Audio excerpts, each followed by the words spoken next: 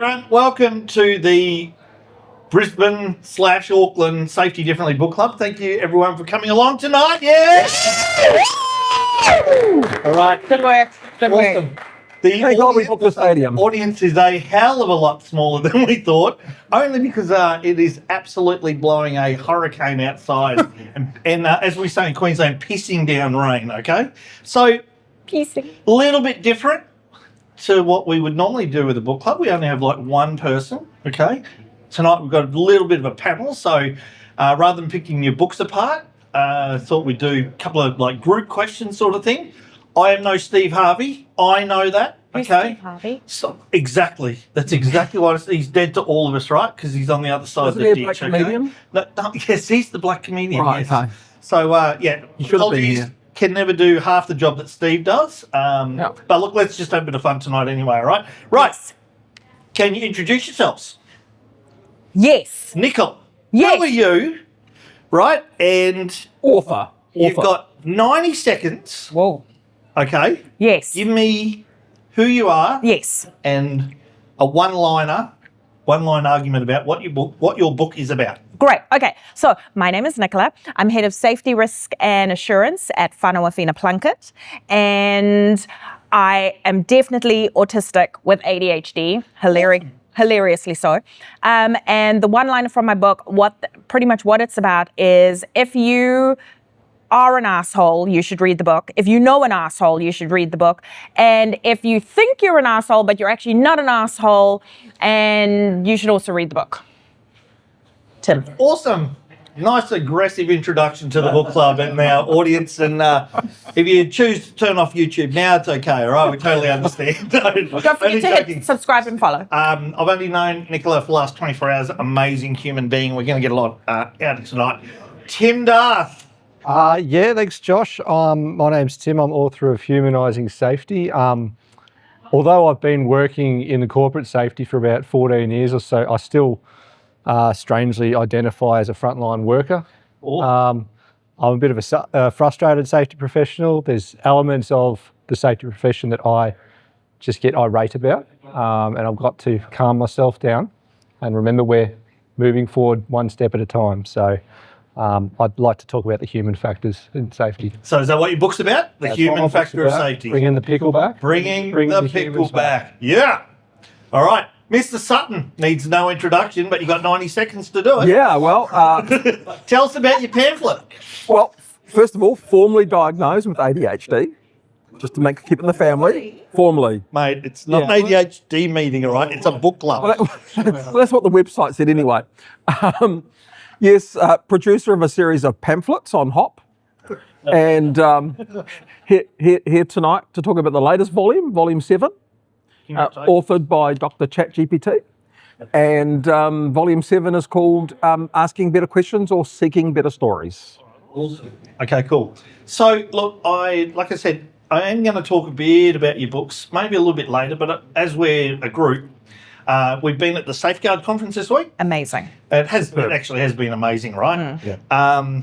But just because there were so many, even though there was a key theme, there were so many different views from people. So I thought I'd try and draw some of that out of you. Now, I'm old now, and like as soon as I turned old, I lost my eyesight. So, and I'm steaming up in here. All right. So my first question for you guys, right? So all three of you have spent years watching how safety works in real organisations, right? It's pretty straightforward. Yep. Not how the policies say it works, but how workers actually experience it on like a normal Wednesday, right? That's what you're used to. So what's the biggest gap that you keep seeing from how the system is designed on paper and what people are actually navigating in the field? Do you want to start, Tim? Yeah, sure. Well, I think the biggest thing that I observed there is that people don't care about what's on paper. Nice. In my experience, I worked for an organisation where I challenged the safety management system, and I was bold up front and said, "Can we chuck this thing in the bin?" But before I asked that question, went to the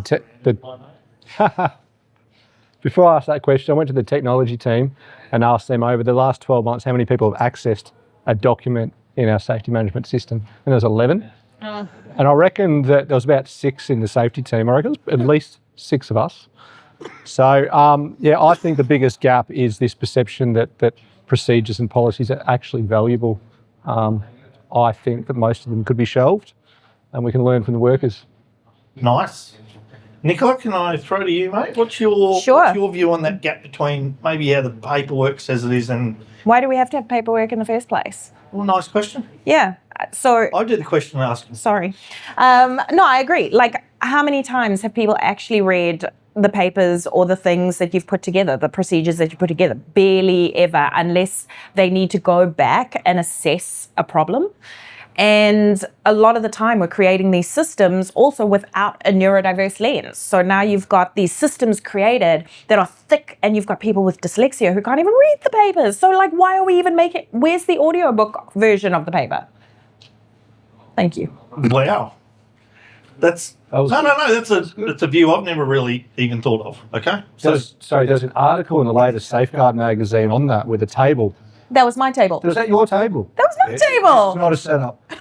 That was really good. It's really good. Oh my God, I love that. Can I just say this is a book club and not a mutual admiration society? Okay. Stop it, I love you too, bro. I love your work too. Like your views, mate. You do a lot of time out in the field. You were talking about that in your talk as well. I mean, at the end of the day, paperwork is just part of a system. If the system doesn't support people and how work goes well, if the system doesn't support them in the moment they need it, it's going to be waste. And the moment it becomes waste, you lose that engagement. Have you got any examples that you've seen, Brent? A huge number of examples. I mean, the example I would use, if we look, for instance, in Australia, the notion of a safe work method statement is a really good example. Its purpose is to support people to make sure they've got those things that are controlling energy in place and to ask them how they know it's going to be effective. It's become weaponised as a mechanism of gathering evidence to say there was a conversation. Yep. And most of that evidence does not tell the story of risk. That evidence just shows the history of tick and flick. Yeah. It was a really interesting talk by a guy called Scott, and he highlighted that I think it was 44% of Australians don't have the reading level for them to be successful at work. Yeah. The easiest way I saw it. And I was just like, shit, you know what? Like, I'm looking forward to going back to mutual services and kick my own ass, really, because like we've overcomplicated, we've bloated everything, and it's about the paperwork team, like you said, not about the people, the user, and even you said, they don't value it, and people go, but it's a value. No, it's not. Like, let's face reality. Scott will turn up because I know we sold out tonight. Yeah. Yeah. Hey, Scott, could you put your hand up Can we see you? We see you, man. We see you. All right. Just way off in the We see you, bro. Oh, there he is. See you. There he is. Amazing, right? Okay. Good to see you, Scott. All right. Man. So, most of the time things go well. However, we do have incidents at work, right? So when something does go wrong at work, most organisations go looking for a person who made the mistake. Now, I've read all three of your books. I got halfway through your pamphlet on the flight over, and Nicola's book is enormous. But it's a real eye-opener because it talks about like PPE and just all the detail that you don't even think of with a neurodivergent lens. So I thought it was brilliant. But with this one, this is about incidents, right? And I know you're all going to have a different view on this. Your books all push back on that instinct about looking for someone who made the mistake. But none of you are saying that accountability should disappear entirely. So, what does a good response to a serious incident actually look like? And what's the better question that we should ask? And what's it look like? I'm going to throw to you, man. Okay. So I think there's a couple of things to unpack there. I think when we're looking at a serious incident and the questions that you're considering when a serious incident happens, it needs to have a people-centric focus, right? I think we all agree with that. And from my perspective, if we're putting a neurodiverse lens over it, when we look at safety 1 versus safety 2 and we're taking that people-centric lens, it is an almost identical model to the medical and social model of disability.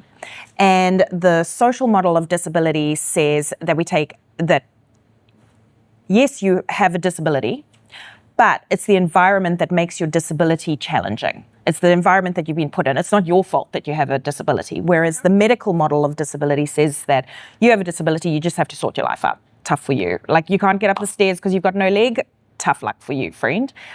So if you look at that same kind of system from a safety 1, safety 2 perspective, and then you have a serious incident, and you look at it from a people-centric perspective, you want to start asking the questions like, okay, what in the system led to this collapse? Why did the system harm this person in the first place? What did we do wrong as an organization that we didn't foresee this happening?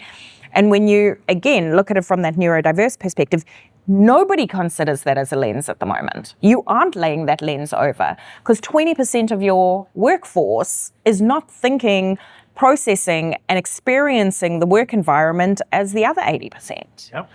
And now you're laying blame, and more likely so, there is evidence and statistics and details and research that says the minute you know someone has autism or ADHD, the likelihood of you blaming, bullying, diminishing their jobs, infantilizing, all of these things happen more so with people with neurodivergent needs than they do for our neurotypical peers that also have a serious incident. Okay.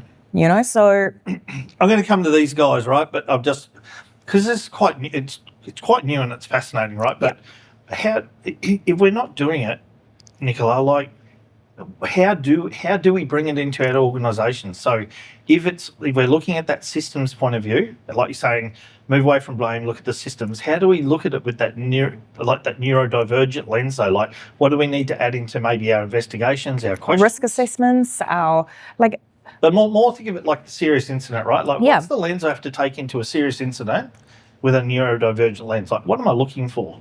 All right, let's take into consideration a car accident. Let's go with a car accident. You've got someone who is fatigued, they have a car accident, they were on work time, maybe a logging accident, something really awful. There's been a fatality, there's a survivor, we're interviewing the survivor.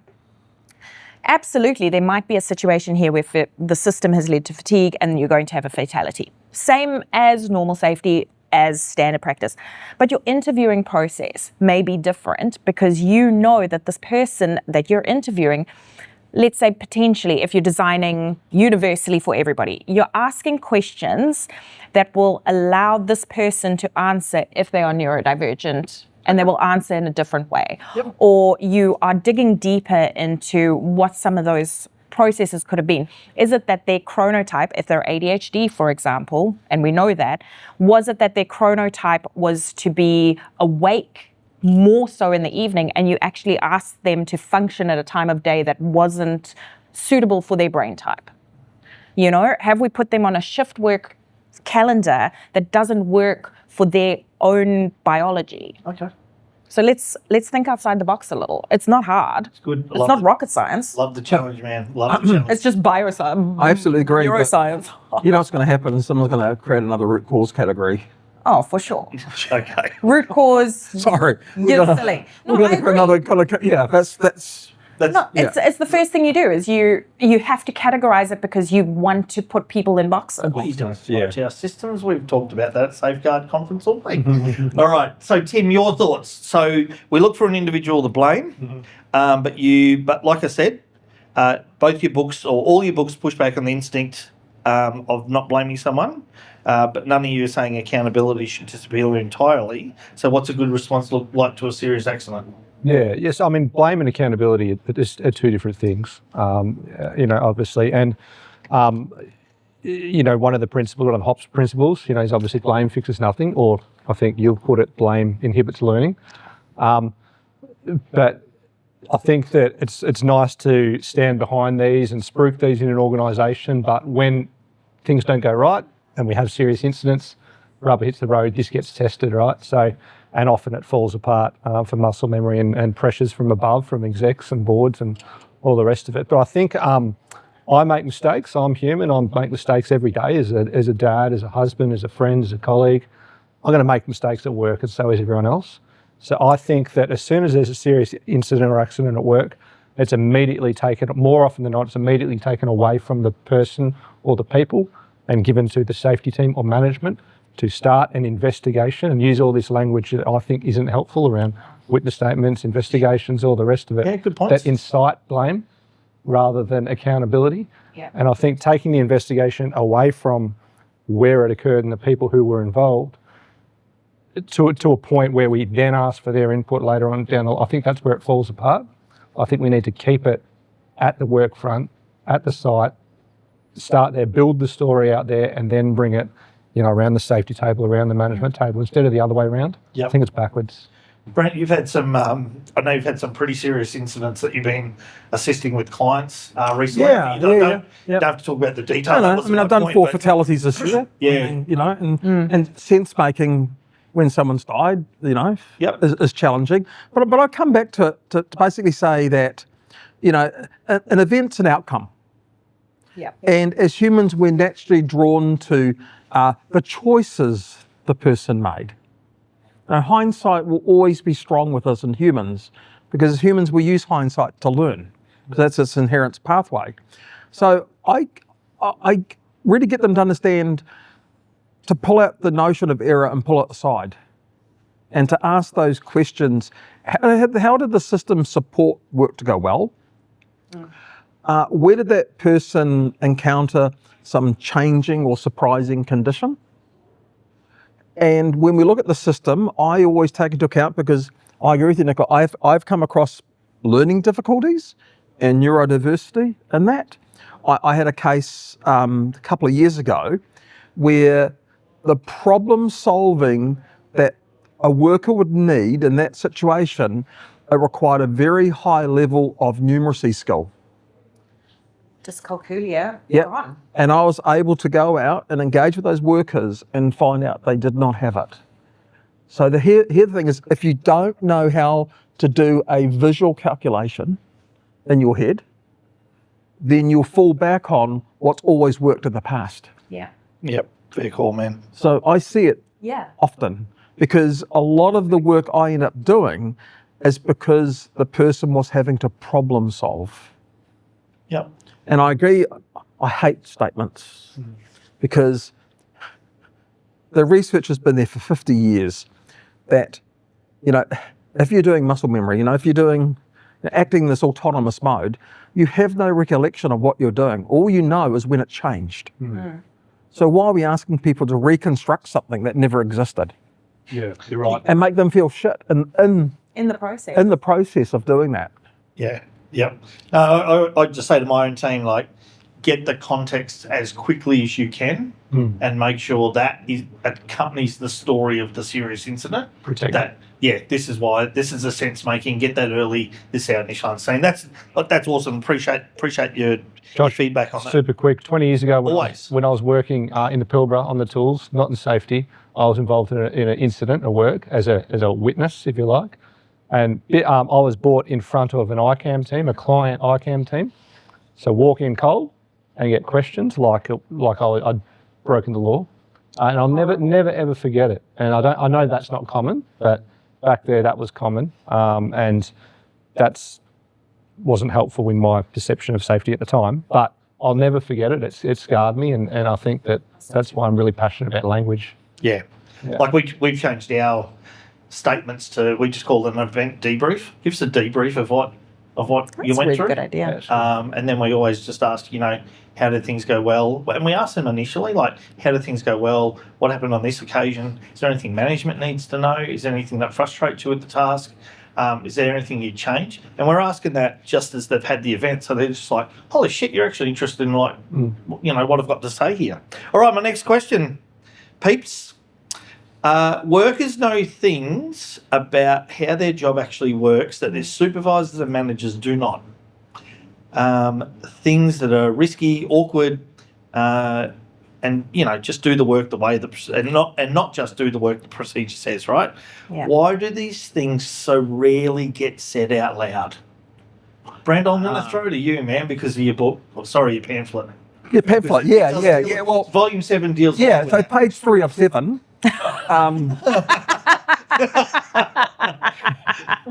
Smart ass. Paragraph 2. Look, it's a fascinating topic because workers don't talk about risk. They talk about work. Okay? Yeah. And that's why it's all about stories.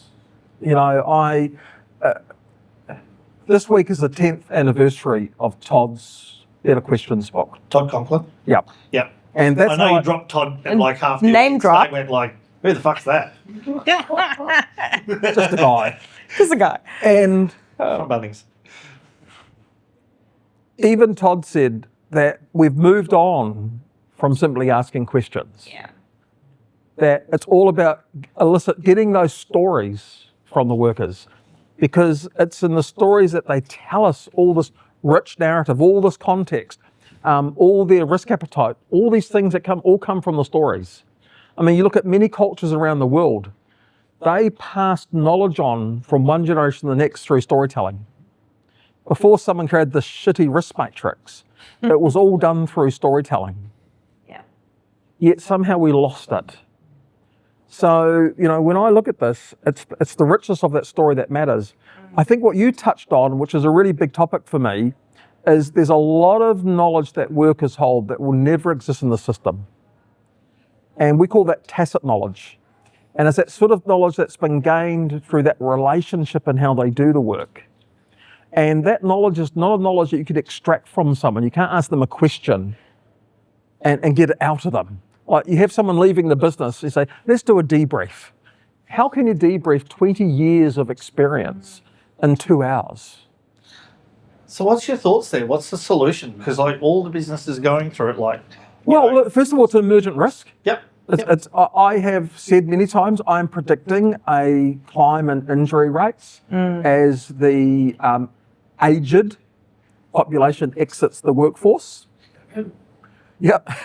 So technically in this country, 45, you're aged. Do you want us to speak up? Oh, what? I'm sorry, what? Yes, 45 and over is aged. Excuse us? And in America, they call it green training green. So what you have is you have organisations who believe they have a solid system. You have these people with huge amount of experience exiting, new people coming in. They start to see the systems getting a little bit brittle, and those new people then move into supervisory roles and they're training the next green person. And they call that green training green. It's scary. Don't love that. Yeah. Like, do you want to... Yeah, you got a view on that? Like, so we've got these workers, right? And They are the experts. yep, and you know, there's stuff that they do. Managers don't know about it. Maybe the supervisors don't know some of it. Like, how do we surface that? Because we do not create psychological safety. Okay. Come on, like Is that the only reason these no, I things think don't no, surface? but I think that's the root cause analysis there, right? Is we have not created an environment where people feel safe enough to speak up about what's going on in reality. Like, if you've got a concern, you're going to tell your friend who's line working next to you. You're not going to tell the boss. You're going to be like, oh my god, like, how are we going to solve this? And then we solve the problem, right? We're problem solvers. You're not going to be telling your manager because you're going to get yourself into trouble because we're not creating spaces that people are feeling safe enough to talk about it. So how do we do it? How do we make that change? Have you got any thoughts? Many. I know a key one's trust, right? It is trust, but I also think it is understanding that those frontline workers are the experts. And so it's about respect, it's about listening, it's about hearing those stories. And if we don't, what are we doing? Like, honestly, what are you doing as a job, as a health and safety professional, if you are not doing that? Is that targeting me? Yeah, it was. Don't feel very psychologically safe. And the challenge for organisations is, how do they scale Yeah. learning from those stories? Because those stories happen every day. You've got to have the right people in the right Yeah, but it's scary because there's this richness that comes out of these stories. And you know, because, you know, Holnagel calls them weak signals. So in the story, you hear those weak signals, but there's so many weak signals that you can't hear it because it's just all in the background of the noise. A near miss means the signal's been amplified. Okay? An event means the signal's become strong. But this is where we struggle. Tim, I want to lean in on your operational experience to answer the same question. Mm-hmm. So, like, you've been on the tools, you've been on the front line. Like, what is it? Why don't His hands aren't rough. why don't that stuff why doesn't it surface, man? Like, what do you think it is in an organisation? Yeah, I mean, I haven't run this by Todd yet, but Oh, hang on. Todd from Hang on. Yep, we're in. Yep. I think that Todd from ASB. I don't know what Todd. I wish I did. Thank you, ASB. Thank you. Thanks, Todd from ASB. I think, again, it's language and it might be semantics, I don't know, but people don't manage safety, contrary to, popular belief. People manage risk, Safety is an outcome. They manage risk in their day-to-day work, in their day-to-day lives. Everything we do has an element of risk management in it. We just don't call it out outside of work. We're constantly risk managing. It's how we stay alive long enough to get a job. And I take your point about storytelling, and there's power in that. And through cultures, that's how they handed knowledge and wisdom along, which is great. I think it's also important to acknowledge that some people are storytellers, some people aren't. And I think for me, I actually have found success in the operational learning. I think it's simply a matter of getting out there and just rubbing shoulders with the crews, but dragging the line manager out, dragging the exec out, dragging people out there just to observe, witness and learn, because a lot of these people leaders can go through a month, 2 months, 3 months, 6 months without even stepping foot on site. Yeah. And we're going to get rich information from stories, but if we're sitting there waiting for stories, we're going to miss a whole lot of what can just be observed by being out on site. So for me, I think that it's pretty simple. It's just being out there, humbling yourself, observing the real work, and trying to sort of form your safety knowledge that way. Do you think, though, hard. I've got a question. Oh. Do you think, though, that dragging those execs... Do you want the next ones as well? Or? No. Do you think, though, that by dragging the execs out, We're out. you create a risk of those wedding parties? Like, come and assess our site. Let's come to the wedding party observation. Oh, all the execs are coming out to have a look at the shit we're doing on a day-to-day basis. Do you feel like we create a risk for that, especially in organizations that aren't mature enough to listen and process and hear those stories? Yeah, I don't think it's bringing the whole exec out or the whole board out, carpets rolled out and all the rest of it. So if you've got your safety programs, you've got your field observation, you've got all those activities where you're out on site, it's just bringing or opening that up to other people in the business to join, do a car ride, do a ride along. No paperwork, no clipboards, no safety apps. Just getting out there and talking to the workers. I think that's where the rich observations are. Josh, it reminds me of when I met you in the early days when I liked you, and you were showing me. I can hear what you're saying. I'm in the room. You were showing me how we're using virtual reality so that leaders could actually see the reality of what goes on. Oh, that's interesting. Okay, so don't go out to the front line and make yourself look like a poser. Yeah. Okay, Yeah. put the stuff on and live in 30 minutes of what a worker encounters. That would be interesting. Okay, and change your nappy in between times. Take recordings? 360 camera, let the guys know, just do this work. We use it for investigations as well. So we take it to the scene, and then you can record the 360 of the room and then put the VR on and you can go, now you can see this is all the person could see while they did the work, etc., etc. Yeah, we've done that to capture tacit knowledge. The worker wears the camera for the day. I love this. Yeah. Is the risk there though that the leader is too good to be out there in the work? Is that the perception that we? No. We want them to understand that the worker is working in a dynamic environment, constantly problem solving, and that shit can never exist on a piece of paper. Okay, and all we're trying to do is saying, if you want work to go well, what does that work look like? And if you watching them doing normal work, successful work, and if it gives you the jitters, that's the reality. Awesome. The term is industrial tourism. All right, when you go around the plant and you're just an industrial tourist. Industrial Okay, tourism. that's I nice. love Someone that. told me that was industrial tourism. Nice. Now, before I move That's to my the next one question, liner. right, so I've just got a quick question for each author on their book. But before I do that, Tim was the opening keynote at the Safeguard conference yesterday. But, mate, I know it's like by the time this gets released or whatever, it was only 24 hours ago. I'm just hoping you can share with the wider audience about the time that you fell off the platform and the coaching you received after that. Yep. Do you Yeah. Mate, that's going to stick with me for the rest of my life. That horrified me, dude. All right. Well, so it was a tugboat. So it was a rig tender. So I was, we were actually, it was up off Port Hedland coast, and it's stupid what I did, but anyway. So dredging, there was dredging pipe. So this floating dredging pipe, long sections about 6 metres long, connected to one another, hundreds of them. So the dredge spoil is pumped through the pipeline off to a spoil yard or in the ocean or wherever it might be. So our job on the tugboat was to take sections of the piping and connect it to the tail end.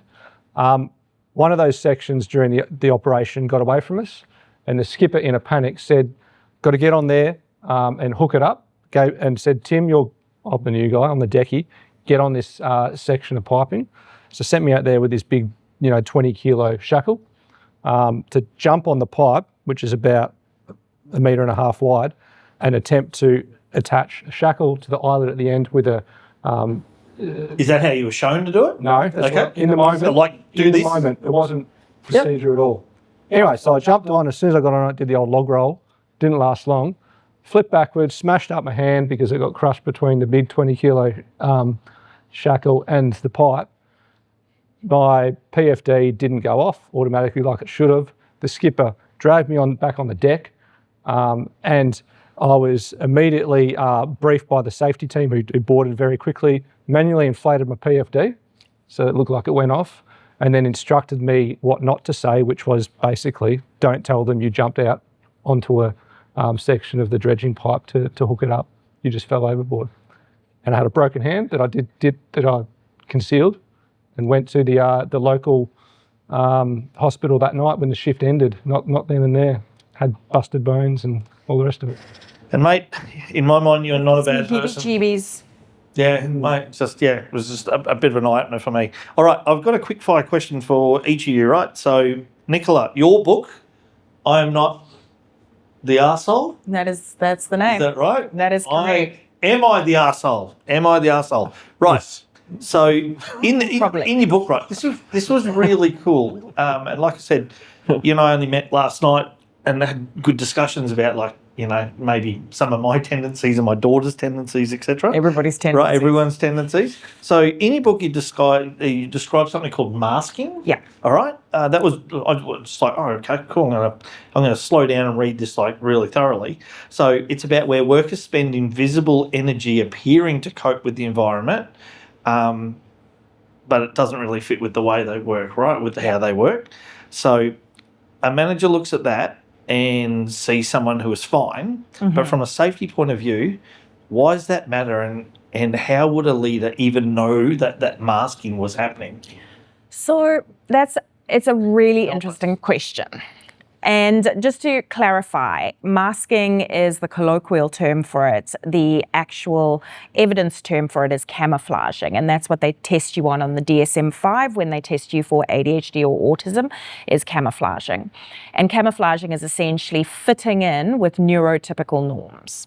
And it's making sure that you look like everyone else so that you're not isolated or picked on, and it's a survival strategy. Right? So now you're in a work environment, and it could be a factory environment, it could be an office environment, and you are struggling, man. The lights are too bright, the sound is too much, your shirt is too itchy, whatever it is, but you're sitting there and you are like, I'm good. Or I'm making eye contact. Oh, which eye should I look into? And you're thinking all of this in your head. Right? You're just focusing. So you are distracted at work because you are literally like, which eye should I look into? How long do I look into someone's eyes for to make eye contact? I hate eye contact.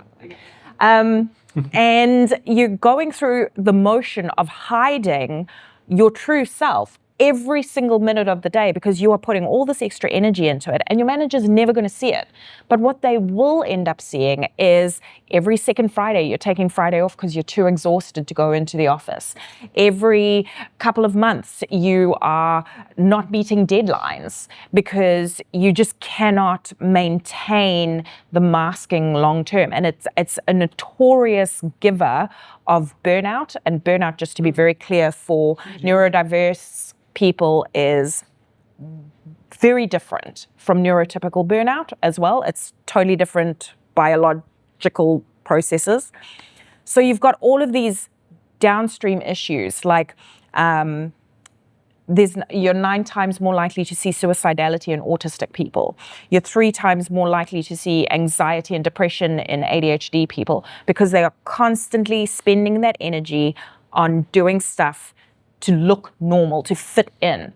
And it's really interesting because I think a lot around safety, one being very patriarchal and very neurotypical. It was made in one direction and one direction only. And it's the same for kind of that neurodiverse perspective.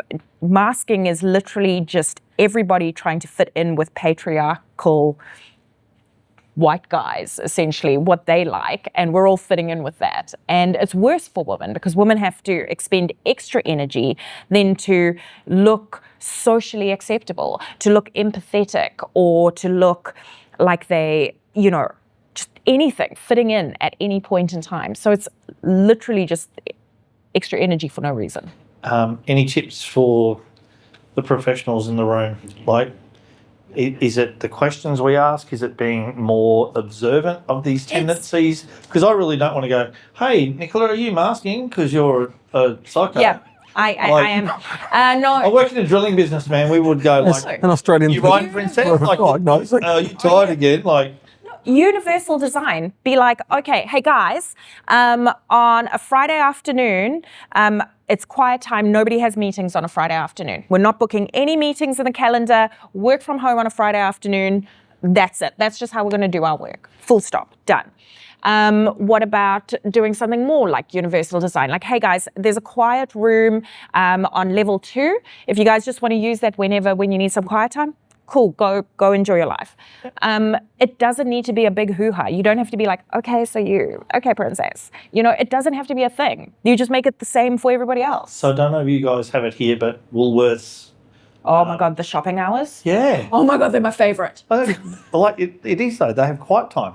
And it's like, I don't have to hear their love Woolworths. I don't have to hear their shitty jingles or their pretend songs that aren't really songs and they're Woolworths sales songs. But that I just had the experience one time, walked in, I was just like, wow, the lights are dim, there's no music, like, is there a fire drill? And no, it's amazing. Like, and low sensory, just have a low sensory corner at work. We've got one upstairs that I've pretty much made my office. And then other people come and sit upstairs because they like it too. And I'm like, well, I made this now, so don't cool. Feel well. All right. Brent, my next question's for you, and you touched on it before, but I want you to draw it out of your pamphlet a little bit more, right? So what? Add a page 8. You said there were 7 pages. No, I have to add another page. That'll make it 8. Oh. And it's in like 44 font. Actually, and one of them was about the author. That was one of the pages about the author. And then there's his picture of the back page. QR code on the back. Seriously. I folded it in half and now my desk is level. I feel so supportive. Mate, so the book makes the distinction between asking better questions and getting a better story. Yeah. Right? They sound like the same thing, dude. Okay? What's actually different and why does it actually matter in practice? Well, look, it's fascinating, Josh, because in the last sort of 18 months, 2 years, all we hear now is about, having better conversations. Like, it's become the latest crazed concept. And like everything else, there is never a set of complete questions that you can ask. So the whole idea is to ask people something that allows them to tell their story, not answer a question. And that's what I'm saying. There's quite a distinct difference between asking you. I mean, we talk about, closed questions and open questions, all that sort of stuff. But how can we connect with people for them to share something? because in that sharing, you're getting a huge amount of context. And that's what drove me with the whole thing around the 4Ds was exactly that. You don't need a set of questions. You can just have a framework that allows people, doesn't matter, once again, the 4Ds from a neurodiversity point of view, it allows people to share a story through the lens that they want because we're not putting people into a box. Okay. Love that. Thank you. But like, I guess these stories that are coming out though, that's a lot, man. Like, well, it's scary. Look at Scotty's example at Melbourne Park, right? Imagine the stories of all the workers. Like, how does a business make sense of that? Like, how do they use it? Like, that's just so much. But that's a challenge. But like, for instance, if I'm watching a group of workers doing really high risk work, what scares me is when they're not talking, when they're not sharing stories. That's what scares me. Yeah. So that storytelling is happening regardless. What we're doing at the moment is not only we're not capturing that story, but we're actually not supporting workers to reflect after that work to create that deeper learning and that better context. Because I've done lots of projects now where we have been able to increase the skill sets of workers simply by them being able to get deeper context through their storytelling. So even the ones that we might start off as being quiet, because there's, once again, there's a cultural component to this for some people. Don't speak up, respect this, all that sort of stuff. Once they understand the value of it, and they feel they have the autonomy, not permission, not all the other crap that organisations say, speak up. Once they believe that their autonomy to speak up, they get a voice. Awesome. Now, before I throw to our wonderful audience for a question, just looking in the, if they have any. Hand up at the back. Anyone, the tumbleweed. I'll give you a minute to come up with a question. Tim, mine's a personal question between you and I. This is on camera? Yeah, this is on camera. Oh, okay. Spicy. Tim, do you wear wigs? Okay. Have you worn wigs? This is happening. Will you wear? Is this triggering? In the photo shoots you do with Vogue magazine and Cosmopolitan and Entertainment Weekly, Time magazine, your hair changes dramatically from short to long. Do you wear wigs? No, I do not. Have you worn wigs? No, I have not. Will you wear wigs? Maybe. When will you wear wigs? You can pull your hoodie up. You can pull your hoodie up, and we can drop this down. Right. So at the Safeguard conference, right, and I've read your book numerous times. I've given us gifts, etc. Right, but you talk about a 4-step process, right? Yeah. Try and keeping it like easy for anyone to use. So number 1, get to know your people. Yep. Number 2, make safety simple. Number 3, involve the end users in the design of safety programs. And number 4 is crowdsource for safety solutions.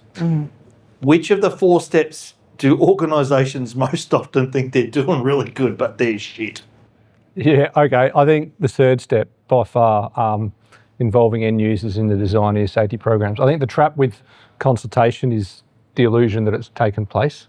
I think a lot of organisations have a very broad brush approach to consultation, right? And it's not writing a process, writing an initiative, and then emailing it out to your HSRs. It's actually about identifying who this is going to impact, who's the end user, who it's going to impact, bringing them in early, and then designing a product that they're actually going to use at the outset, not doing it for them and then ticking that consultation box at the end. I think a lot of organisations think they do it really well, but most of them do it really poorly. And I think it requires quite a lot of work, but it's definitely something that I see a gap in. Okay, cool. Audience, any questions? Don't have to. Yeah, I'll throw one out. Oh, you are here, Scott. I'm here. Yeah. Yeah, good to see you. Oh, Excellent. Good to see you. Matt. Thanks, mate. There's a lot of advice, right?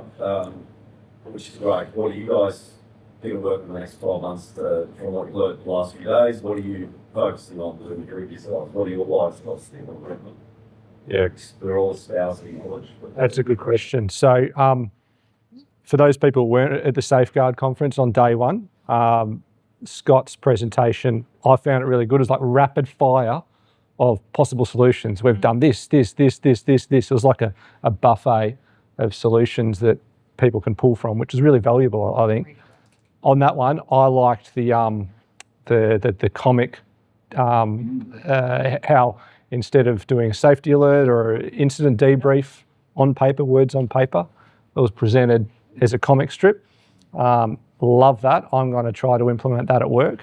And if it takes off and it's received well, I'll claim credibility for it. If it's not, it was Scott's idea. But I think that kind of leans into that neurodiversity audience as well. Yeah.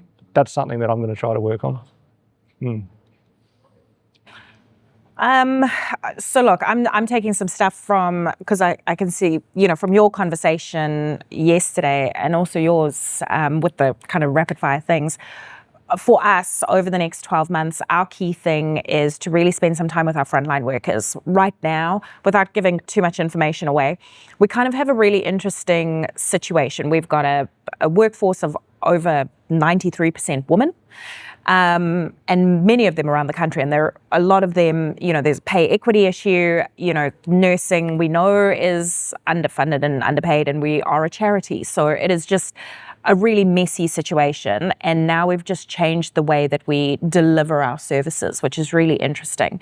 And our workers are telling us stories. We've got 3 avenues of where our workers are telling us that they're struggling with workload and struggling with stress and fatigue and all of these things. So we've got the information coming in, but it's not matching the data from what we can see in calendars or in contacts or client engagements. So we need to find what's in the middle, the problem in the middle. And I think that's going to be our big key focus, is listening to those stories, spending more time with our frontline staff, actually really understanding where that time goes so we can really nail what the problem is and the pinch point is, and then take that to our senior leadership and be like, this is where the pinch point is. Let's fix it, because it's easy. We can fix that. Stuff's fixable. Everything's fixable. Brent, what are you working on? What's your... Well, look, my focus is always considered to be about work as the solution. But for me, it's going to be, how do we help build some of these really critical skills that workers need when they're having to problem solve? How can organisations see that, and how can we scale that learning? And that's why, once again, I don't call myself pro AI, I call myself pro learning. And if AI can help us learn at scale, I'll support it every day. Yep. I liked the analogy you used yesterday. I think hopefully I don't butcher this. AI is like an amplifier. That Amplifies. Yep, amplifies whatever you got. Yeah. It doesn't change what you got. People change. You crushed it like this Cam. Yeah, absolutely. And I think that's a really important message. And however, the AI gold rush, as we call it, the AI gold rush, doesn't really care about that. All right, cool.